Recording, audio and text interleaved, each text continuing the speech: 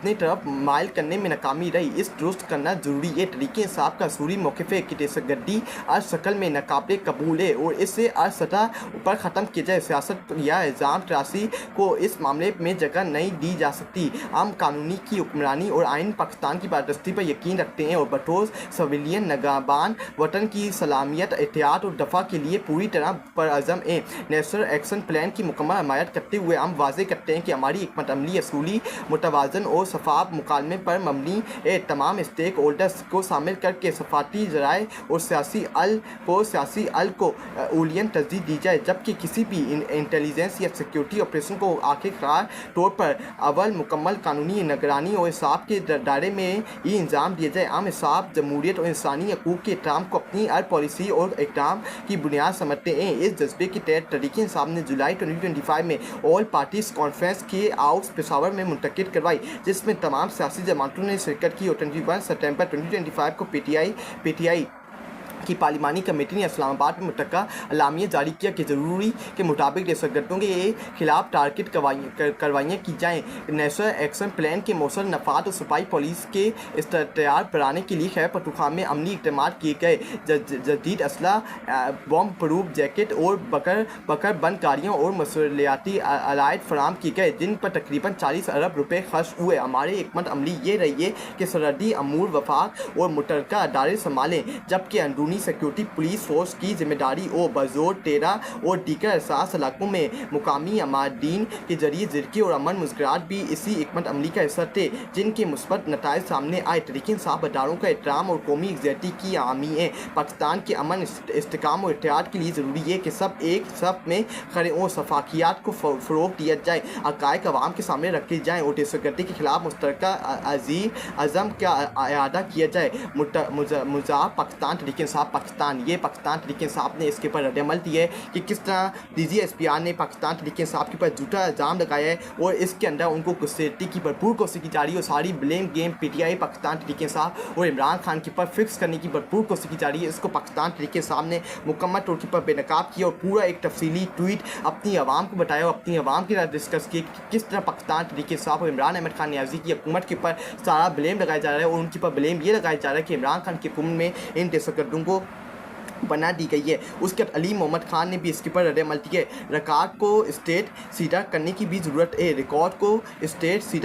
ज़रूरत है we need to put the record state. दहशतगर्दों की आबादकारी अगर हुई है तो आप मौजूदा हुकूमत के दौर में हुई है और आप रिस्पॉन्सिबल जिम्मेदार हैं। इमरान खान या हमारी तहरीक इंसाफ की हुकूमत में नहीं। जब मैंने इस साल जून में बजट अजलास के दौरान दहशतगर्दी के मसले पर यही नुक्ता उठाया जिस पे आज हुकूमती वज़ीरों ने आसमान सर पर उठाया हुआ है, तो वफाकी वज़ीर दफ़ा मोहतरमा ख्वाजा मोहम्मद आसिफ साहब से बराह मुखातिब हुआ। वो ऐवान में तशरीफ़ फरमाते, लेकिन इन्होंने जवाब देना मुनासिब ना समझा या शायद जवाब ही नहीं था जनाब के पास।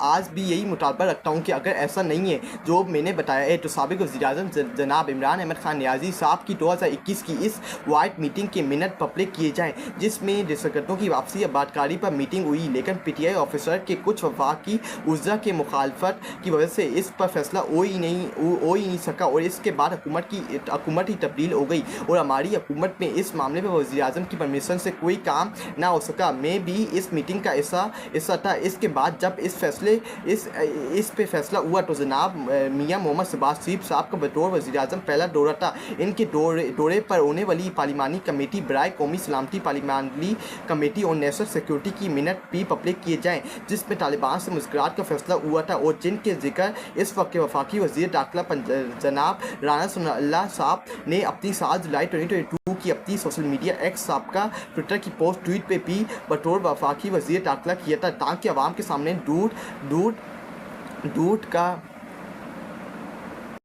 सामने दूध और पानी का पानी हो जाए कि असल हकीकत क्या है। मोहतरम DGSPR साहब को भी सही फैक्ट हक़ाइक़ का अदराक हो सके, ये बात वाज़ेह होनी चाहिए कि अलकना हमारे दौर में तो तालिबान की वापसी आबादकारी का फैसला ना हुआ था, लेकिन मैं आज की इस फॉर्म 47 की हुकूमत की तरह गैर सकीती का मुजाहरा नहीं करूँगा और इस वक्त के PTM हुकूमत पे मुल्क दुश्मनी का इल्ज़ाम कतई नहीं लगाऊँगा, बल्कि ये कहूँगा कि इन्होंने अमन लाने के लिए नेक नस्ती से ये फैसला किया होगा। नतीजा गलत निकला। इस वजह से हमारे हुकूमत हमने इसकी परमिशन नहीं दी थी। इतनी तो हिम्मत और अखलाकी ज़रूरत इंसान में होनी चाहिए कि अपने ही किए गए फैसलों को अपना सकें, ओन कर सकें।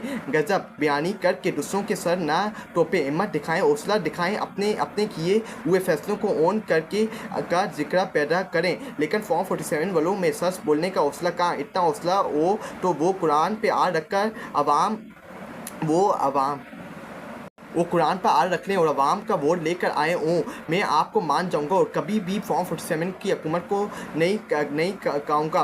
उसके मुहतरमा वज़ीर दफ़ा ख्वाजा आसिफ साहब ने ऐवान में तो जब जवाब नहीं दिया, अब आकर जवाब देना चाहें या किसी मुतअद्दिद गैर जानिबाज चैनल पर इसका मुजाहरा करना चाहें तो या कौमी असम्बली में इस पर 1-to-1 डिबेट करना चाहें तो पाकिस्तान का सियासी और इमरान खान की जमात तहरीक इंसाफ पे ये अडानी वर्कर हाजिर आते दिनों मीटिंग्स की असल मिनट साथ जरूर लाइएगा।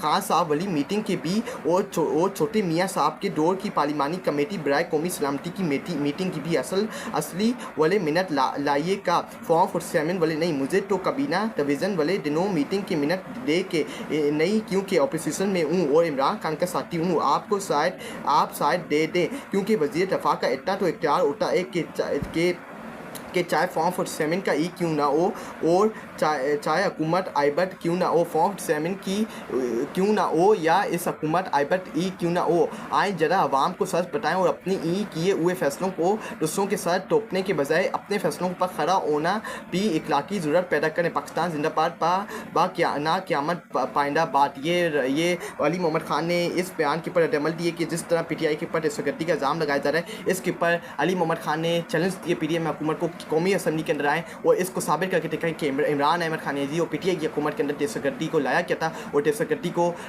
रूप दिया क्या था, रूस दिया क्या था।